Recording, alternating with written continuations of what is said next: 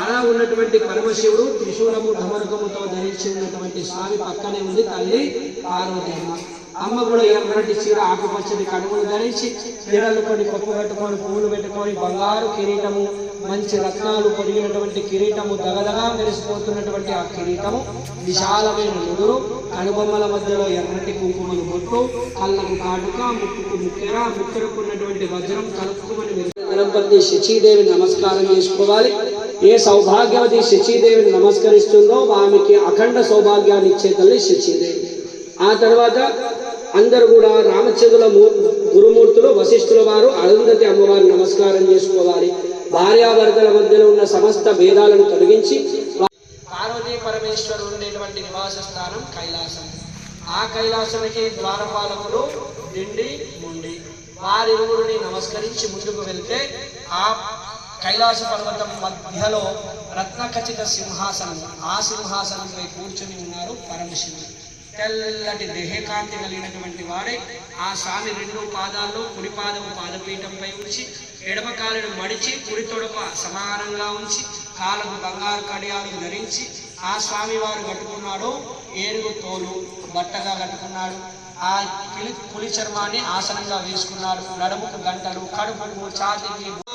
ఓం ప్రవృత్తయే నమః, ఓం నివృత్తయే నమః, ఓం నియతాయ నమః, ఓం శాశ్వతాయ నమః, ఓం ధ్రువాయ నమః, ఓం శ్మశానవాసినే నమః, ఓం భగవతే నమః, ఓం ఖచరాయ నమః, ఓం గోచరాయ నమః, ఓం అర్ధనాయ నమః, ఓం అభివాద్యాయ నమః, ఓం మహాకర్మణే నమః, ఓం తపస్వినే నమః, ఓం భూతభావనాయ నమః, ఓం ఉన్మత్తవేష ప్రచ్ఛన్నాయ నమః, ఓం సర్వలోక ప్రజాపతయే నమః, ఓం మహారూపాయ నమః. చిన్న రుద్రాక్షల దండలను కట్టుకున్న చేతులకు కట్టుకొని ఆ కట్టుకున్నటువంటి ప్రదేశంలోనే స్వామివారు చిన్న చిన్న నాగుపాములను కూడా ధరించినాడు శంకరుడు.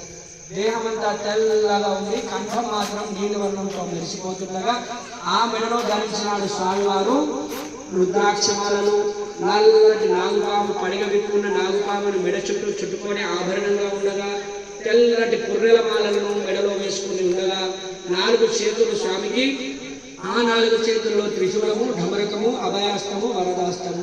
చిరునవ్వు నవ్వుతున్నటువంటి చిన్న ముసిముసి నవ్వుతున్న పరమశివుడు ఆ పెదాలు విసర్జించి ఉండగా ఆ స్వామివారి ముక్కు, అవ్యాజమైన కరుణను కురిపిస్తున్న స్వామి కళ్ళు, కనుబొమ్మలు, పైన నుదురు, నుదుట 3